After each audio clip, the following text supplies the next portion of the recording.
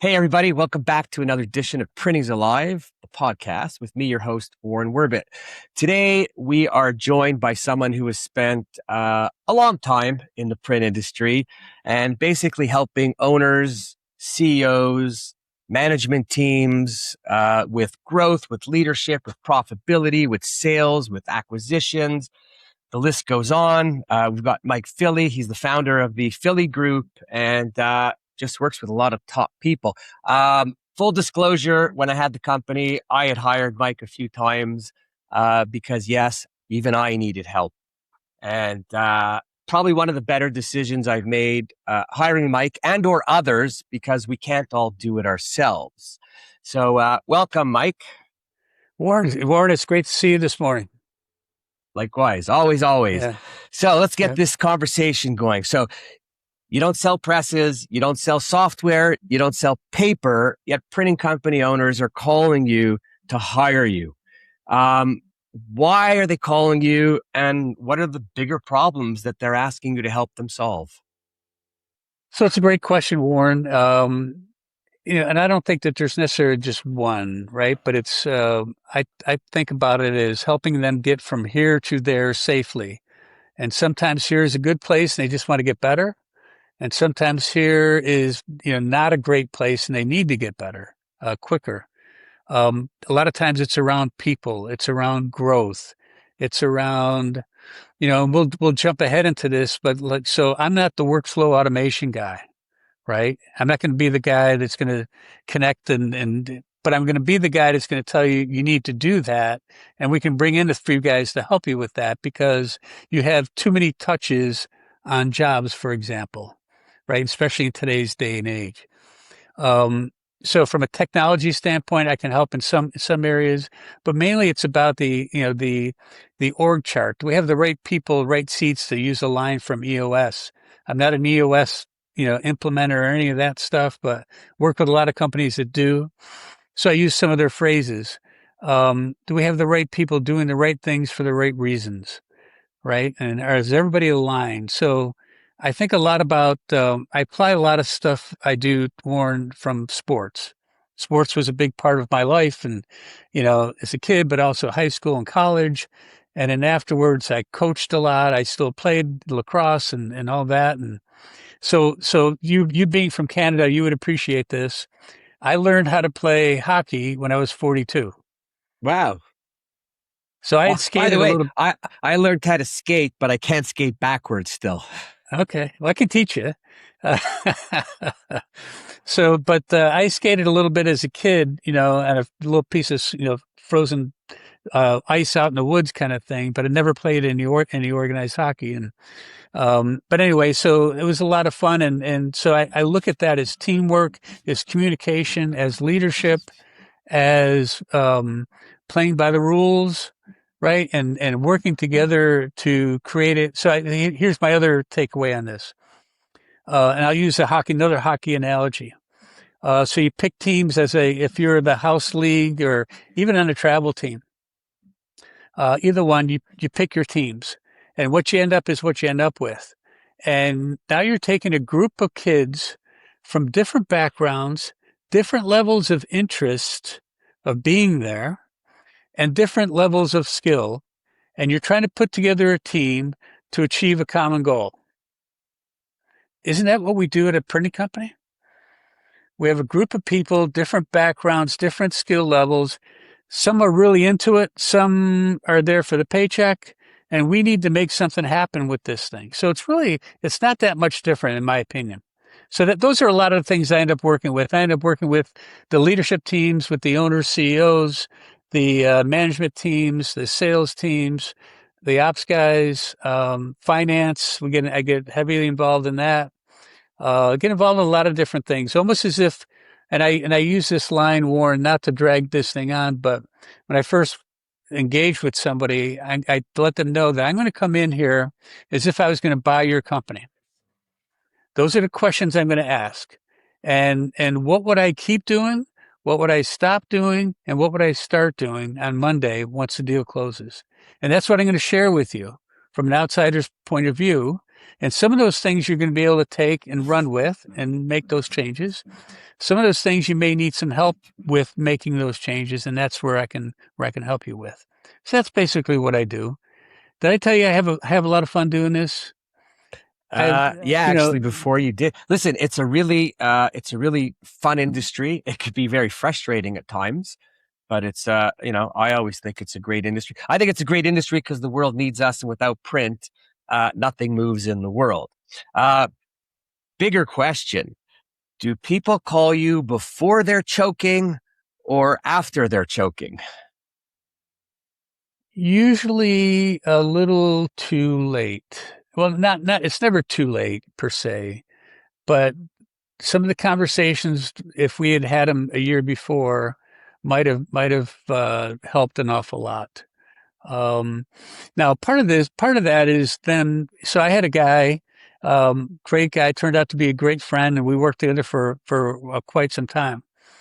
When I first met him, and we engaged for a little bit. Just I went out to visit him, but he didn't hire me to do anything afterwards. And it was about 2 years later. I got a phone call and he goes, "Hey, it's me." He goes, "I realize now that if I had done half the things you had asked me to do 2 years ago, I probably wouldn't be calling you now and I need some help in getting this thing done." At least he recognized it. Change is hard, right? And it's really easy to be critical and talking from, the peanut gallery saying, "Well, why don't you just do this and just do that? Just make those changes." It's really hard, especially when you're emotionally attached not only to the business, but to the people, right? I mean, some of these people have been with you for a long, long time, and you need to make some changes sometimes or ask them to do things a little bit differently. And that can be hard to do. You have to do it, right? But it can be difficult for them to make that leap. Yeah, but that's why you're there. So forget putting aside, not forgetting, but putting aside people within the company first, right? I look at owners and I'm amazed. First of all, I've always been part of a peer group in print. And if nothing else, that peer group, without anybody like yourself, I'm already learning what's good and what's not. Because within the peer group, you always have two, three, four, five companies that are stellar, right? Like Harding Poorman, Dave Harding has a company that if I go back 25 years, I always aspire to do what he did. 25 years ago, he knew exactly, he was putting cameras on his machines. You could eat off the floor. His printing press was in the same room as the bindery. That's how clean it was. He had a 99.3% on-time delivery with one of his pharmaceutical customers. Everything he did was wow. And today he's good. And then I walk in, but there's a bunch of owners that have been at it a long time. They've been around and they've seen. Um, what makes it so difficult for them? And you said something about when you go in, the first thing you're going to do is you're going to act as if you're a buyer. I think that's ingenious today because I'm sure a lot of the people you're seeing are of my age or a little older or a little younger. And now's the time. And I mean, if anyone listening, if you want to sell your business, it takes 1 to 2 years to dress it up properly anyways before you sell it. So if you're not thinking about selling it, good time to call Mike because in 2 years when you wake up, you'll be ready. It's kind of like when I say to people that are coming over, are you hungry? No, not hungry. And then 20 minutes later, they're hungry. So now I say to people, are you hungry? They go, no. I go, but will you be in 30 minutes? Oh yeah, probably. Right? Yeah, yeah, it happens. Yeah, and people don't realize, obviously when you do want to sell your business, and I don't go find businesses to sell or businesses to buy and stuff like that. I really act as that inside advisor, making sure we're doing it right. And if we're acquiring a business, that we're asking all the right questions. Because face it, most of these deals they struggle to get implemented. Integration doesn't they just struggle with it. I'll just leave it at that. Integration never goes as thought or planned or expected. I'll be honest. I mean, I've made a pretty good living, not only, helping out companies that did acquisitions, but it's not uncommon. I'll get a call and say, "Hey, we did this acquisition like 3 years ago. Never really kind of took off. Can you kind of help us figure this out?" And you go and you start asking some questions that maybe should have been asked during the due diligence stage. But too often what happens, well, Warren's a nice guy. We decide we're gonna work on that stuff later once the deal's done. I said, just, it's really hard. It really, I really encourage to have the difficult conversations up front. It doesn't get any easier afterwards. So helping them with that. And then if you're going to look to sell your business, obviously you don't want to sell it when you're on your heels, right? Because you're not going to get anything for it, or it'll be a fire sale. So if you think something like that could be happening, now's the time to really be working at it. So you get it so it's the best it could be. It's just like the same, my wife and I, we kid all the time when we've moved over the years, haven't moved in a long time, which is good, but over the years, we would fix up our house, paint it and get it all ready to go and then put it for sale. We said, but after you did all that work, you said, man, we should have done this a long time ago. It looks really nice, so Except you only that, painted it to get more money on the sale. yeah, it was Doesn't mean you wanted to exactly be there right. longer. Yeah. But it's no, but it's good. Yeah, no, it's very I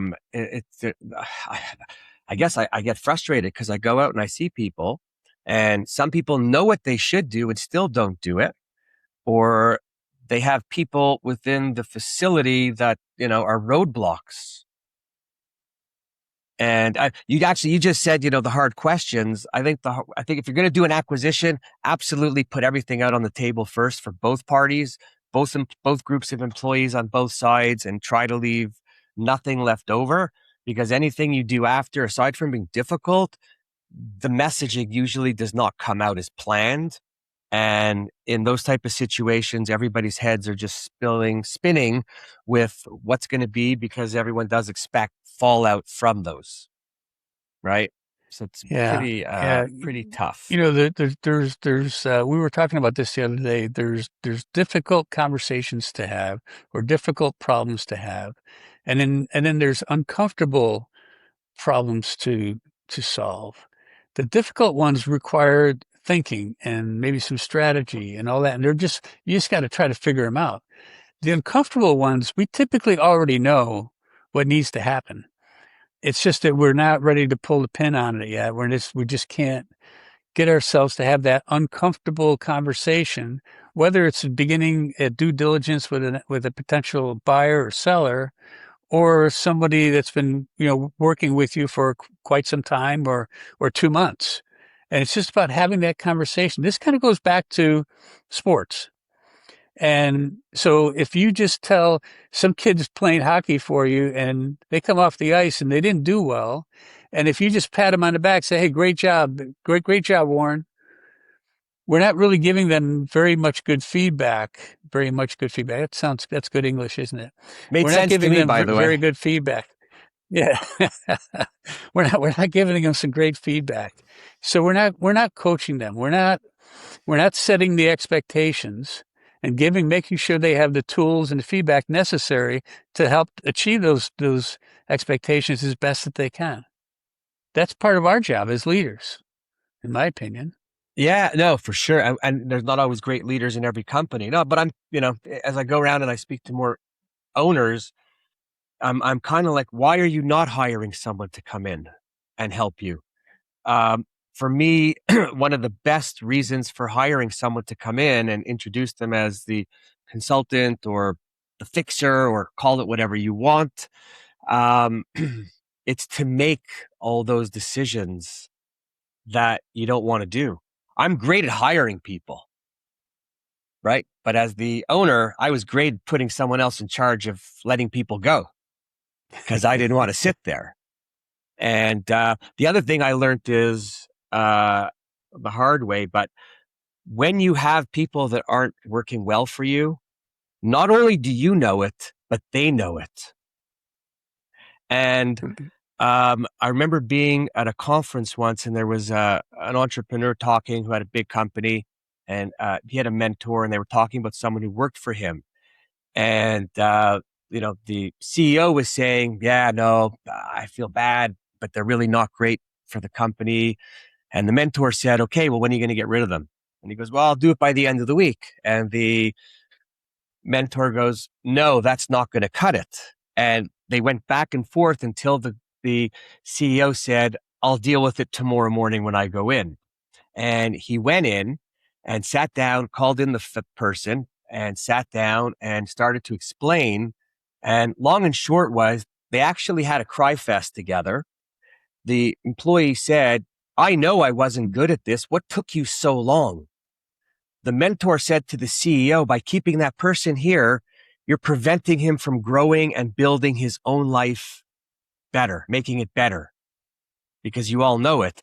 And the CEO ended up mentoring the employee who went out on his own, started a company, and then built this really big company, right? And I heard that story 15 years ago, but it always played with me about the people, because everyone knows.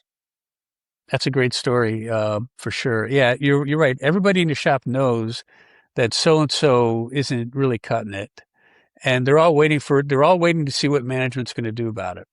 Now, in the interim, what happens is that it puts a damper on your culture, puts a damper on everybody's attitude. So why, they're not doing anything about Warren over there. Why should I why should I, bust my butt about this? Why should I show up on time? They don't, we're not holding anybody accountable. One of the things, going into a lot of different companies, a common element is, yeah, we need more accountability here. Right. And of course, everybody, when they say that, they say, okay, but we're okay in this department. You start over there with the other guys. It's usually across the board. And it's not about being a jerk, or it's not about being hard nosed about this. It's setting expectations, right? Here's the tools we got to work with this. This is what we got to get done, guys. I mean, not trying to oversimplify this, but No, but we used to have the same thing in my place where, everyone's accountable for what they do. Everyone gets, um, uh, good recommendations if they do well, and they get beat up if they do bad. And, we created whatever the systems and the checkpoints. And I got roasted because up until one point, I was like, yeah, I could do what I want. It's mine. And it was made very clearly to me, no, you can't do what you want. You need to follow the system because you fuck it up for all of us. And then if you do that, one person tries a sideways, another person sideways, and then it goes all bad. But if you really do follow the system, it's like new habits, right? You do the new habits, it actually works. It's like when you get good at telling your good customer, I can't deliver Friday, it will be on Wednesday. And they give you, well, I might have to go somewhere else. Well, I'm sorry to hear that, but we take care of you all the time. We're just a little jammed up. They don't end up leaving because it's all just a threat. But processes, procedures, it actually protects everybody. Right? Well, because otherwise, what you end up having is a group of cowboys doing whatever, and it doesn't end well. It doesn't end well. For sure. Sure. You end up chasing those jobs throughout the entire plant, all the way out the door, usually until you get paid. And it takes away from what you're supposed to, whatever that other person's supposed to be doing, right? So they become, it's make work kind of stuff. It may seem simple in the beginning. So here's an example. I can remember a lot of times somebody would say, hey, here's part of the job. Go ahead and get it started. Right. I'll get the rest of the information, but let's get a job number. Let's just get it in the works. Those jobs never end well. They don't. Right. So my dumb analogy is, because as a printing company, we want to be reliable, predictable, dependable, right, to our best customers. Now you may argue whether FedEx is reliable, dependable, all that stuff, but let's just go on the assumption that they are. So when you go to a FedEx office, and if you just give them this, you have this package and you say, here's part of it. I don't have all the address, but you just take this package And when I get back to my office, I'll call you with the rest of it. What are they going to say? They won't take it. They won't take it. Why? Because they have a system. They have a system that for them to be as best as they could be on any given day, they've got to follow the system. And they know that if you divert from that system, it's going to fail. And they're going to be the bad guy. But so, and I get accommodating customers and making things happen. And sometimes, and I get all that, but okay, but fill out the job ticket. Let's go. How long does it take? Yeah, it's not going to make the job any quicker if you start it. It's actually going to slow it down. And what I used to do with some customers is, if you're good in sales, you're always coming up with analogies, right? Because it's the only short way to make people see things that are similar. And a lot of times I explain to people that we have a process. We have to do it this way. It's how things flow. And well, I go, okay, so let's look at your company. So when you're telling me that when the customer shows up and demands what they demand, you just give them what they want because they're the customer. And if I ask for this, well, I said, you know what? I got a buddy that deals with you. I'm going to let him know that that's what he should do. Big customer. And then they all backpedal, right? That's not how it works here. I go, well, all I'm trying to make the point is that you work in a certain way for your business. We do it in ours. We generally always come through for you. You want me to start, but you don't have the artwork file. That's where it all starts. I'm not worried about the paper.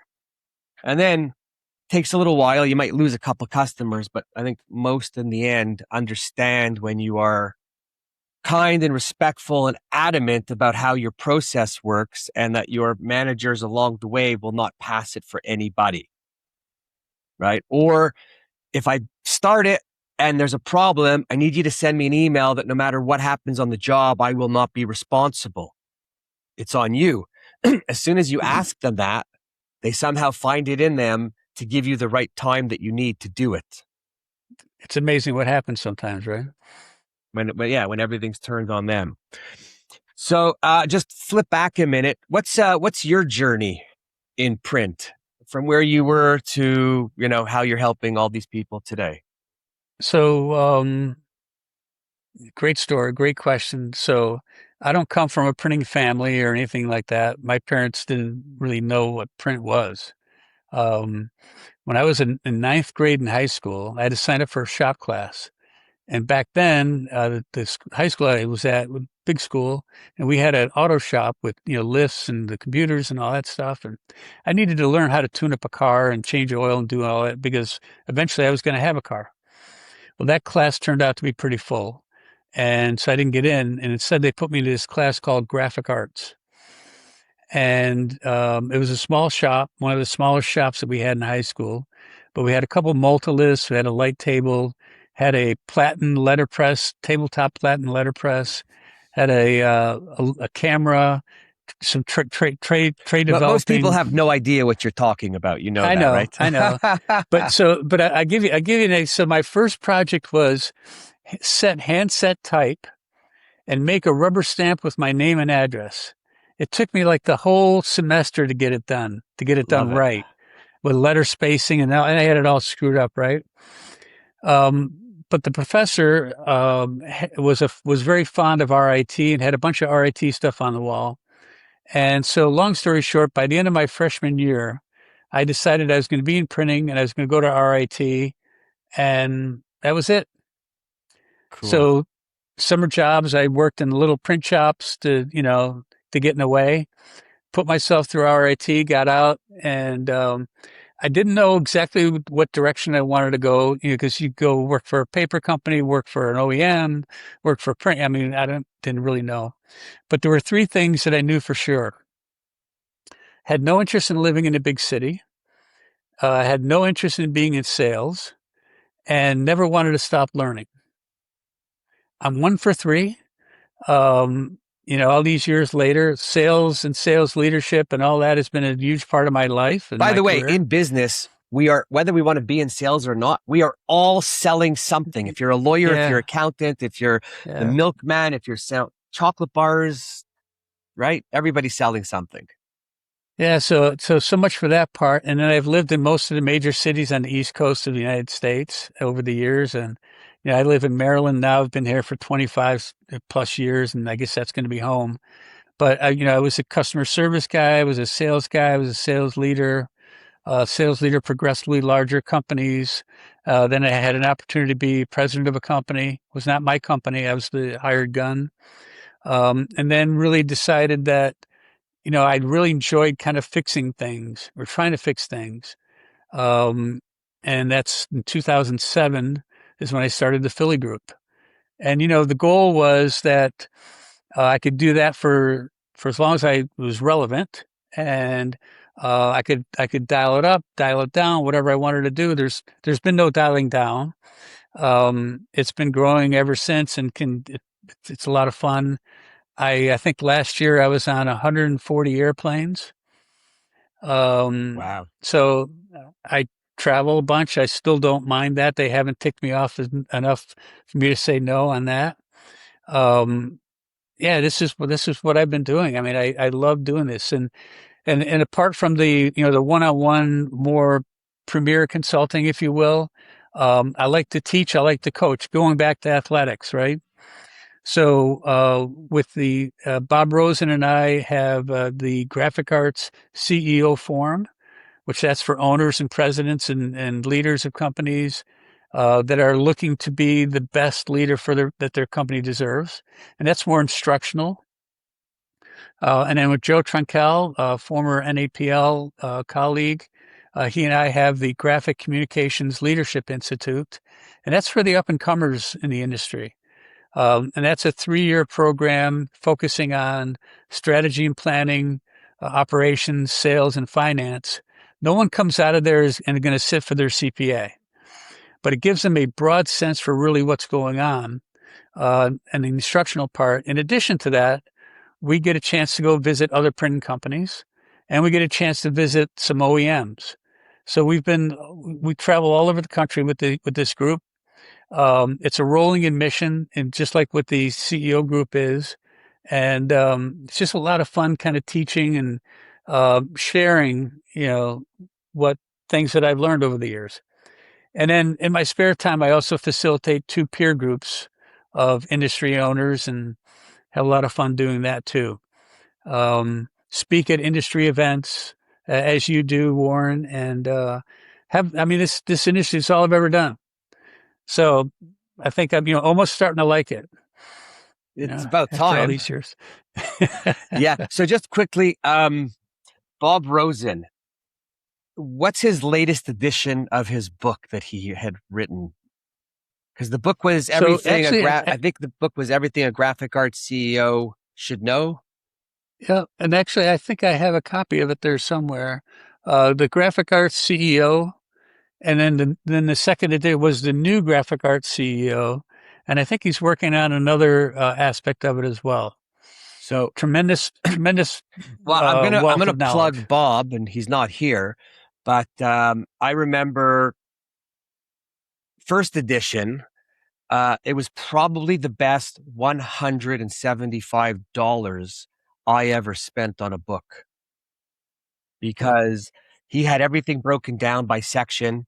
Everything. I would use that book as my Bible working with different departments, because I didn't necessarily know what I should be asking for or should know or have my finger on. Because when you start your own business, it's like live and learn as you go, right? Trials and tribulations. So anybody listening, if you can get your hands on first edition, second edition, it's going to be the best money you ever spend on reading in this industry, because it is just straight to the point. There's no bullshit, and he's not selling anything. And if you want to fight or dispute any of it, my suggestion is just sell your business, walk away, or get out, because you can't. And the hard part about reading it is you then realize everything that you need to do a little differently. Like, really is best book. The other thing, I said it before, and if you're listening, and Mike just talked about peer groups, if you're not in a peer group, join a peer group. If you have 7 to 10 to 11 other print owners around you, the bond that will form the questions you get to ask each other, the people you get to call when you're sitting in your office freaking out for whatever your reason is, because we all do that. You could have your employees meeting with their employees to talk, and real friendships form, and information, because we're not all capable of learning everything we need to learn on our own. There's just way too much stuff. And I'm not even a technical guy. I'm a plug and play guy. But if you're not, if you're not, if you're not doing anything to better yourself with others, you're making a mistake. Another thing comes to mind. You mentioned the word culture before. You go around to a lot of companies. Give me a company with a great culture and why. Let's see. So I'm not in the business of naming names, but there's a company in the Southeast Name a that good they one. have. They like to be named. Nah, I typically don't. But anyway, it's fast growing business. They've probably going to be 60, $70 million this year. Diverse in what they're doing. It's a couple of brothers that run it. They're great people guys, right? And they've surrounded themselves with the right people in the right seats to really make a difference within their organization. They'll be the first to tell you it's not perfect. I don't think any company is, right? But they're hard charging. They are like the first guys in the office, and when they're there, they're client facing, and they're just as well versed in the technology part of it. Just got a lot of really good things going on. And it's just fun to see. And it's fun to see those companies grow and succeed and become even more successful. Because what happens, success creates opportunity, growth, success creates opportunity for others as well. Right. So now to see that second tier of leadership team, right now they all get a chance to come up and do some really cool stuff as well. So there's a couple of companies I can think of that are like that. They're out there. Oh, And there's some that are just the opposite, right? right. I mean, I was at one company, this was a couple of years ago, met with their senior leadership team. And at the end, I was doing a debrief and I said, one of the challenges you guys have here is you guys don't trust each other as a leadership team. And then they argued So with you. well, you know what? They didn't. It got really quiet. And I wasn't trying to call them out per se, but really just saying, look, we got to fix this. Because otherwise, how can you get anything else accomplished? And by the way, if you guys don't trust each other, chances are other people see that as well, and they're going to react in kind. Oh, So, that absolutely. the people part of it is so critical. I think about this all the time. If I would have known, right, I would have taken a lot more psych classes in college, right? Because Oh my God. getting people, understanding how people work and how to encourage them, how to lead them is so critical in today's world. You can buy the equipment, right? But getting Johnny to go from here to there in a timely manner is a whole other matter. It's so funny that you said that, because I always said to my kids, no matter what you're going to do in life and business later on, take psychology classes, because if you could figure out how to deal with people, whatever you're in, you will be successful with it. Right? It's now Yeah. when you're at a company that has a good culture, do you feel it right through from the front door to the back door? Yeah, you can usually tell as soon as you walk in. It's a whole, not only from the people, but sometimes by the way the place looks, and it doesn't have to be brand new or anything like No, that. no. But you can tell that people take pride in being there. They take pride in their work and just looking at the cubicles or the offices, and are they do people really care, or are they just there for the paycheck or until the next gig comes around, right? So you just have that sense, and then you start talking to people, and within a few minutes you can tell pretty quick. And again, I haven't been to one that's perfect, and I don't think there ever will be. But the ones that struggle, and it's one thing for a company that's struggling with it, and they understand that they're struggling with it, and they're trying to do something about it. I give those guys, I like their chances, Absolutely. right? It's the ones that are struggling with it and turn a deaf ear to it and say, "Let that's not really important.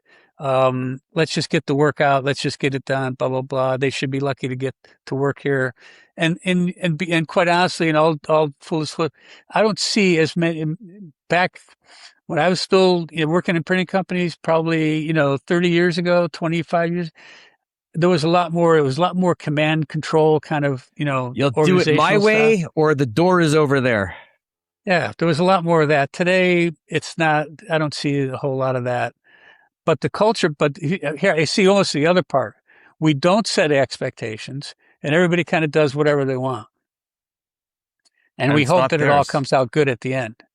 Um, Again, whether you're making printing or you're sending out FedEx packages or you're making donuts at Dunkin' Donuts or right at anywhere else, there's a process. There's a way we do things, and there's a reason why we do it because it works for us. And just because it works somewhere else at a different company doesn't necessarily mean it's going to work best here. So even I find that I don't have like a cookie cutter approach because until I figure out the people, right, and the rate and pace of change that they can accept and they can work with, you have to kind of temper, how you're going to deliver advice or insight, because if otherwise it'll be like feeding through a fire hose, or you won't give them enough, right? So you got to figure that part out. Yeah, no, listen, and you have to make changes as you go. But I always think you have to have plays in motion, to go.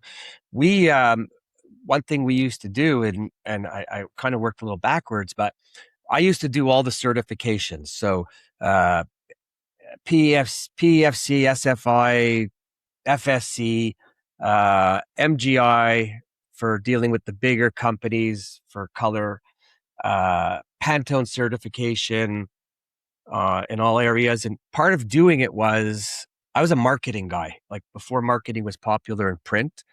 And I did it so that we were able to have something for our salespeople to talk about, that we were building up our image of who we are, what we believed in, what we did. But the other reason for doing it was internally and not conversations with the people. But, when I did one FSC and then another, I advised everyone we're doing them all. And all of the, with those guys, all of the auditing, which was a waste of money, but we were doing it all, keep things in check. Pantone, same thing. G7. It was really my way of keeping the people in check. You can't push people and tell them to work harder. So I would use it and say, folks, we're doing another certification. Everybody's watching us. We're the show in town. We need to keep it up. We're all responsible for what goes on. And people would come in and I would introduce people to everyone who worked there. Larry Kendall, the late Larry Kendall, great man. When I was at his factory and he walked me around, he knew the pressmen for 28 years and their families. And I listened. And after that, I started doing the same thing when I would bring people in. Hey, Jack, how's Mary?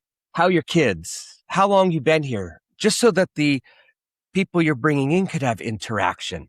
And the certifications, it's because people wanted to be proud. So we had a clean shop and I backed up all the other stuff that I said, but I would have all these companies coming in to do the audits and the teams would be working with them. So it's not even me saying, move your ass, do this, do that. Right. And then with that, part of the culture was we're doers. We have a great shop. People know us. We like to deliver. And then we had a lot of social engagements with each other, activities, just to keep it flowing, some with families, some without families. It's not easy. And if you're an Yeah. owner, you don't just own the company. You're responsible for what goes on in the company. You're responsible for how people think. I believe all of this, like, how they think and what they do after. Because as long as they're working for you, it's an extension of you when they're outside doing something.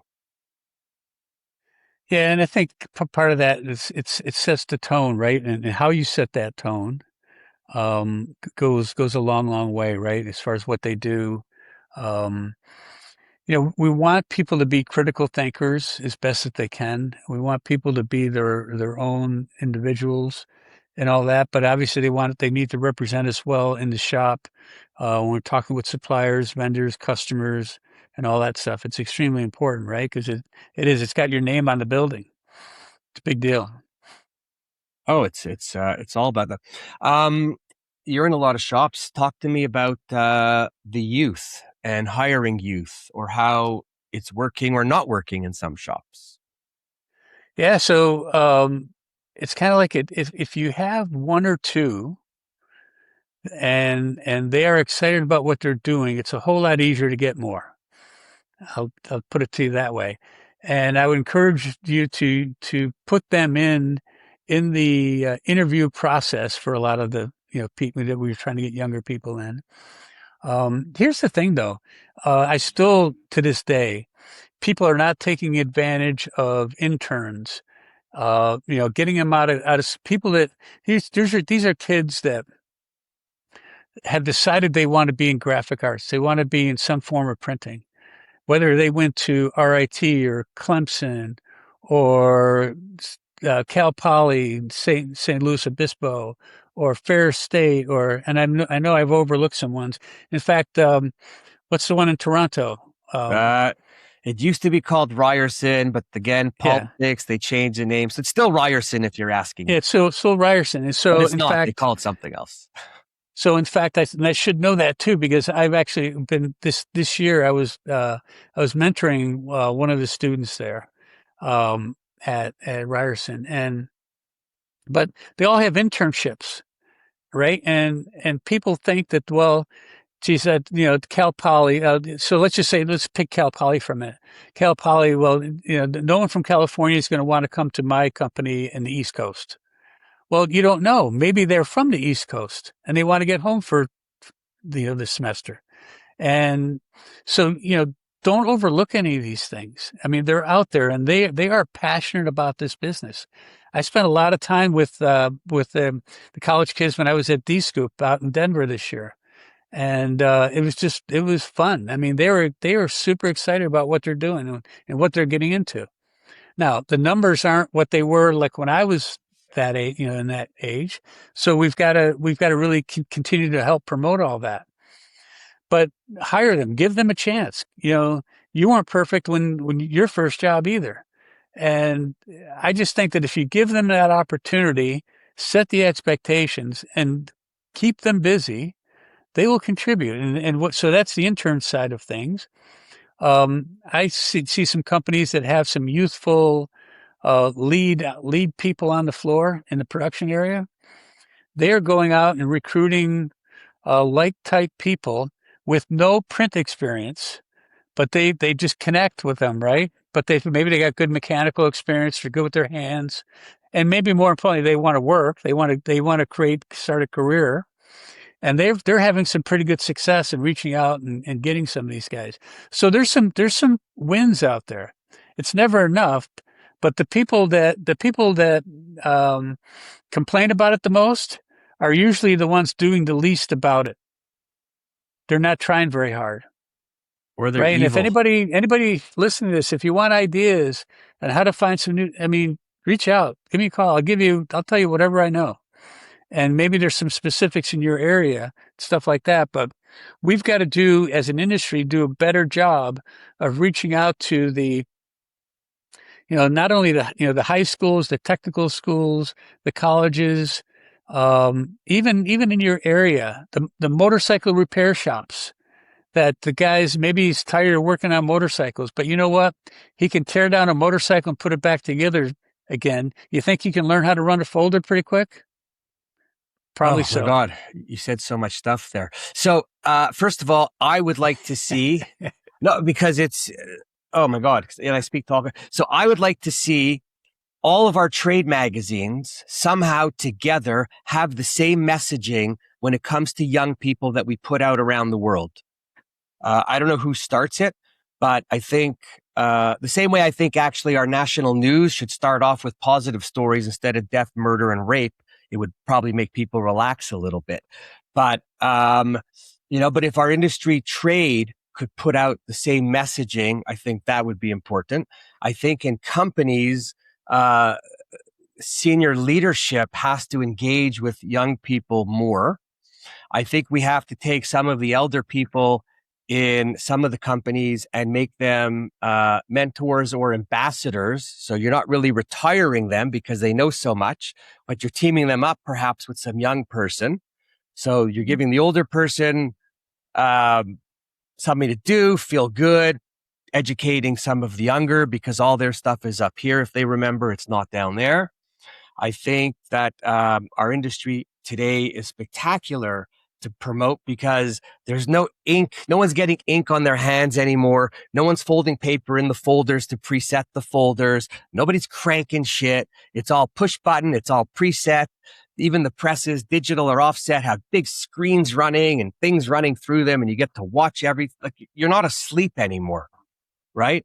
And one of the most important things I think in a lot of these companies is if you take the young people and engage with them, encourage them to be promoting your business on social media in the places that they do. Pay them a few bucks for it. Why not? Because, you'll all spend money on meals anyways or golf games, but pay them.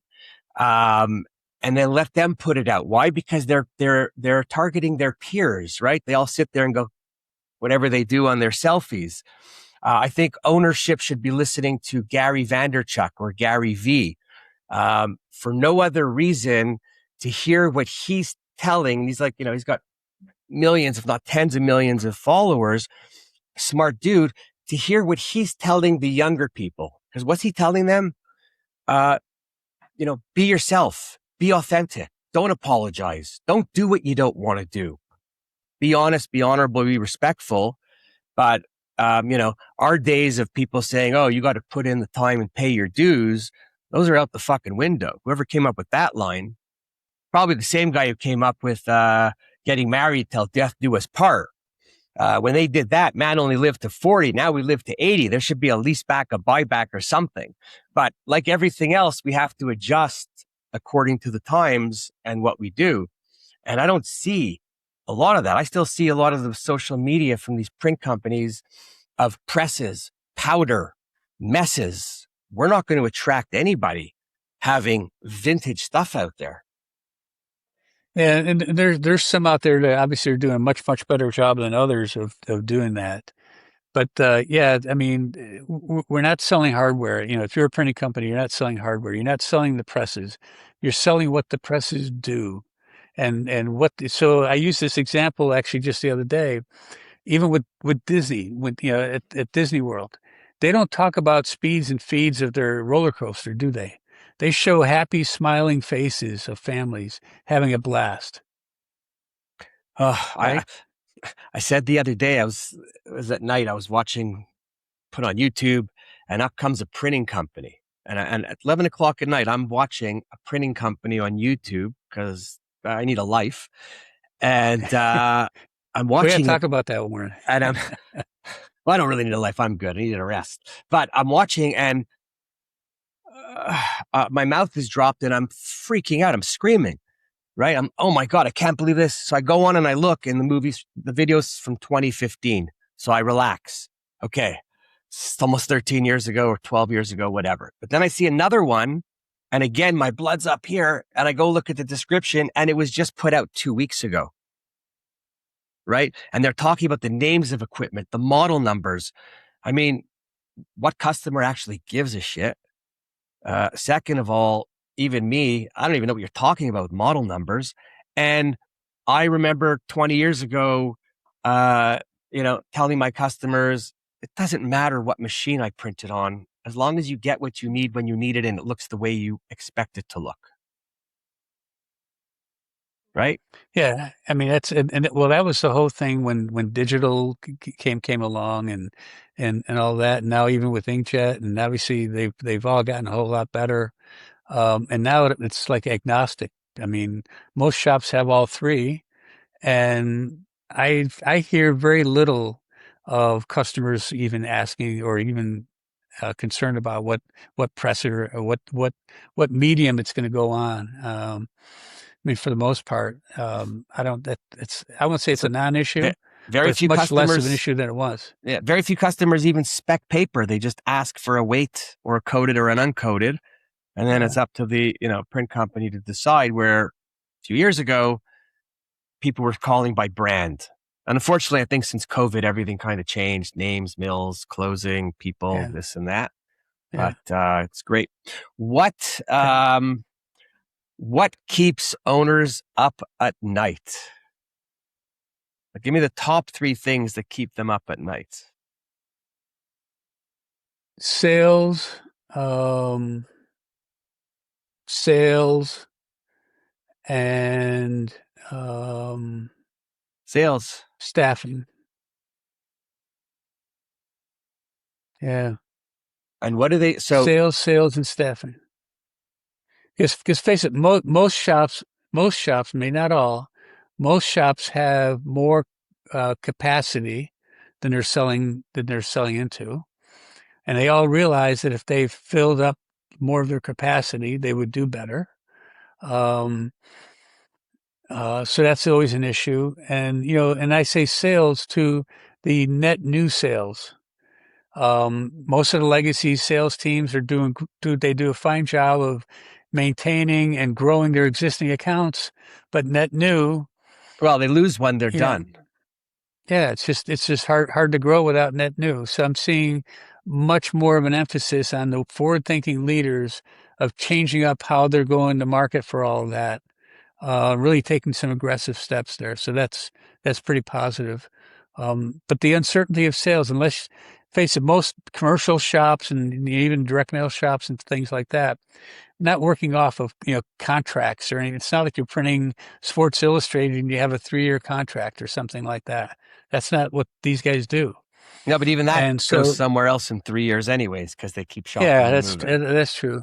I was thinking about this. I'm working on another project, and I can remember back in the day where the schedule board would be full for like 2 or 3 weeks, and you were selling that far out. And I mean, if you had a rush job, you had to move all the cards around, right, to figure out where you're going to get it in.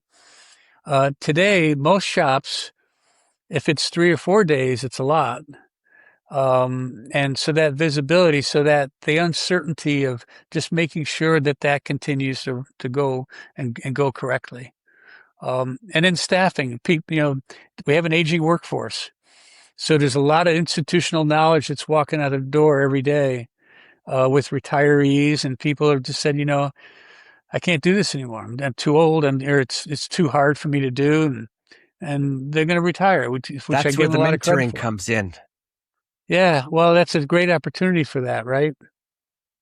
Even for the folks that are not ready to retire, because I wanted to Yeah, touch upon that. When you hire somebody new, obviously they have somebody they report to. Okay, that's fine. But connect them with a buddy. Connect them with a buddy in their department, or even maybe in a different department. Could be somebody older, but it could be somebody that new person could ask that person questions without fear of retribution or fear of being look stupid to my boss, right? It's just somebody that's going to take them under their wing, show them the ropes, right? That kind of thing. It's kind of like I'll bring back hockey again, right? So you get these kids that sign with the NHL, and it's their first really the big show, right? Oftentimes they're living maybe at the same house with one of the stars from one of the teams for a while. They take them under their wings, because there's a lot more well, about it's a than just culture the hockey to shock, learn. right? You don't know. It's the travel, the money, the keep taking care of yourself, doing all the right things, making some good decisions, right? And they mentor them. Oh, listen, So there's everybody probably some needs, opportunities for us to do that as well. everybody could use someone next to them who knows a little bit and could guide them, right? Sports Yeah. is always a great Yeah. analogy. So I have a question. Of the people you deal with, how many owners are actually involved in knowing who their customers are and make meetings once, twice a year with their reps to see their biggest, best customers? I would say the people that I know probably I would say most all of them that I know their customers, especially the top ones. The ones that actually will go visit with them and do all that, 15 to 20%. Wow. So And that's I'm going probably to, being maybe a little generous, but yeah. So I'm going to suggest, and you could give me a thumbs up or not, but I'm going to suggest to all you owners out there, no, I'm going to remind all you owners out there, you own all the accounts that you invoice. Your salespeople do not own the accounts. So you want to make it a point to get out there once, twice a year to meet all of the people buying. You want to give them your card. You want them to have it. Why? Very simply, you have a rep who leaves. You get on the phone first. You will save the account because the owner's calling. Customers are not necessarily following sales reps like they used to because too many companies invest too much money in the process to get to where they need. And if you don't know your best customers, you're making a big mistake. You're going to lose sales right off the bat if somebody leaves. And get this, if your salespeople don't want to make the appointment, I'm going to tell you why. Because they're not selling all of your services. They're worried that you're going to say something or ask a customer something they haven't done, and they're worried for their job after. So those are the ones you got to push more. You could help them sell better, but you also don't need them to worry. But it's all about the end customer. And if you're there, depending on the company, work your way up and meet the top management, meet the owner. Owner to owner is a different conversation all the time. How many people lose business because they're not in touch with who their customers are? That's some great points. And, a good vehicle to help facilitate that, Warren, is like a quarterly business review or semi-annual business review, where now you're setting aside time, take them to lunch, a meeting offsite, and you're talking about the relationship, about the business, about their business, about things that you're thinking about doing. And it's a report card. It's an accountability check, making sure the relationship is good and that's where the president, the owner, can definitely have a seat there. And it's not about talking about the last job we did last week. It's talking about, as a customer, what are some of the things you're thinking about? It's helping to fuel the conversations you're having as an owner about CapEx strategy, right? The more you know about your customers and where they're going, the better that helps you determine and feel good about and give you confidence about going this way or that way relative to some new equipment or new technology. And then and so two other things, right? So I agree 100% with building those relationships at a higher level as well. And that's something that you can do as an owner. Two last things though, as the owner, as the president of the company, you can ask questions that the sales rep doesn't feel comfortable asking, and you'll get a different response.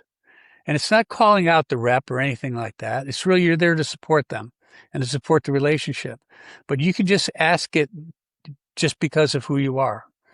The last thing, if you're going to do one of those things, or even if you don't do a formal QBR, before you leave, I would thank them again for the business. Warren, thanks so much we really appreciate the relationship, the collaboration we do with you guys. It's great and everything. But I was just thinking, there's probably one thing that we do that annoys you. No, you guys are great. No, I thank you. But there's probably one little thing that, maybe not enough to send us an email, not enough to pick up the phone. And you probably don't even feel comfortable even saying it today, but there might be something that we're doing that we're falling a little bit short of. Well, there is, and they may tell you something. And the sooner you can get in front of that, to me, so I have a lot of dumb analogies, right? So to me, it's like you're walking down a gravel path and a pebble gets in your shoe. You start to feel it. In fact, you were talking about hiking and, in the mountains, so it's very appropriate for you. So you feel it in your shoe, but it's not enough to stop. Just keep on going. Well, the first thing you know, that little pebble has broken through your sock. And now you feel it a little bit more, but you keep on going. But then the first thing you know, though, now you got a blister or you got a cut on your foot, and now you're limping. Now you're in bad shape, right? However, if you had addressed it when you first noticed that pebble, it would have been a non-issue, right? So ask your customers, is there something that we do that annoys you? There's got to be something that you'd like us to do a little differently. And I even lo- if they don't answer, when you leave, they'll be thinking about that. And they'll be thinking a couple things. One, is there something that they do? The other thing is, you know what? That was pretty cool that they even asked that question. They're putting themselves out there. I it's mean, I'm in front of my proactive, customer, right? right? Wow, I couldn't agree more. It's funny. So you say the pebble. Um, Another, a small pebble could ruin a lot of things. So I was a few years ago checking with some friends, and we were did Ama de Blam base camp, and on the way down, one of my friends had a bit of a bad leg, and at one point he said, "I can't walk anymore." And we're like, we're ready to go look for a donkey to rent to take him down. And the guide we were with said, started asking him some questions, and then said, like, take off your shoe. And in his shoe was a little pebble that took out the pebble, no pain after, no problem walking. But for that brief moment, we were renting a donkey to take him down because he couldn't move. So it's conversation, it's looking, it's taking a moment to breathe and think and not react. Unfortunately, as humans, we're sometimes reactors and not thinkers. But yeah, no, Well, but and it's that's it, great. it's having the confidence to just ask that question and know that you might get blasted. Who knows, right? But wouldn't you rather know that now than all of a sudden the customer they walk away? Yeah, the other thing is you could ask whatever you want as long as you're kind and respectful. No one's going to take Yeah, it in any bad way. And even as an owner, you're asking because you're planning the future. You want to know what they need, what they don't need. Um, maybe you can even ask them to sit on a customer board where you're quarterly yeah, send out to select clients a questionnaire on what you could do better. There's so many yeah. little things people could do just to stay top of mind. Wow. And to stay Anyway, close and to stay close with your best customers. Yeah. yeah, for sure. Oh my, this was the fastest hour ever. I have all this and I'm on page 2 only. So, which means, well, it means two things. One, I can't really follow what I do, never could. But it also means we're going to have to get you back on here sooner because, what you're doing is mission critical right now. And there's a lot of people that need help. And folks, you can hire Mike, you could hire me, you could hire somebody else. Um, I suggest hiring them because they could help you. Before you buy a machine, maybe you want to look at a consultant for a few bucks to help you think about the machine you're going to buy and maybe pose some questions that you're not thinking. Love the OEMs, but just remember, they're going to do everything they can to sell you the machine, right? I even suggested you go out for lunch with them, pay for lunch. If you buy the machine from them, then they could buy you dinner. So you don't feel um, you know, any guilt because they've invested all this time and money in you, because that's the game. Okay, we're going to call it there because, wow, what a great session on all kinds of stuff. I encourage everybody to call Mike if you have any questions. Um, Mike somewhere, or let me know and I'll post it. Bob Rosen's book, to me, it's the Holy Bible, the Holy Grail, the Torah, whatever you want to call it, of the industry. And if you are a CEO and you're reading it and you don't follow it, maybe you really shouldn't be a CEO, right? See, I really like Bob's book too, only because he's quoted me a bunch of times in Right. there. So, Listen, if you would have called me, I have some good quotes too, but maybe for the yeah, fourth edition. yeah, there we Anything go. you want to add before we jump off?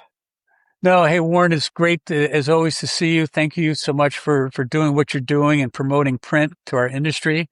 We need you and others like that to keep all this thing going, right? And to keep bringing some new ideas, some new ways of thinking, to challenge the status quo, right? I mean, we're still in a very highly transformative industry. and the rate and pace of change isn't slowing down anytime soon. Right. So we've got to keep our eyes wide open on everything. And if you think you got it all figured out, be careful. Because there's just so much going out there, and I don't think anybody has all the answers. I think what I try to focus on is having some good questions. And then from that, we can usually come up with some good answers after that. So Yeah. thanks for Warren. I appreciate it. Pleasure. And if you think you know it all, you might know it all up until that second, but that second doesn't last more than a second, and then you don't know it all again. Right? It's that quick. Yeah. It comes and goes pretty quickly. Cool. Everybody listening, I sure hope you made it to the end. I hope you enjoyed the session. Again, anything you want to hear, let me know. Reach out. Anyone you think should be on here, let me know. I'll reach out to them. Otherwise, keep watching, keep listening. I love print, so should you. And you could buy any one of these t-shirts on my site, theprintwhisper.shop. And if you have any ideas for slogans, let me know. If I use yours, I'll send you a free t-shirt. Cheers.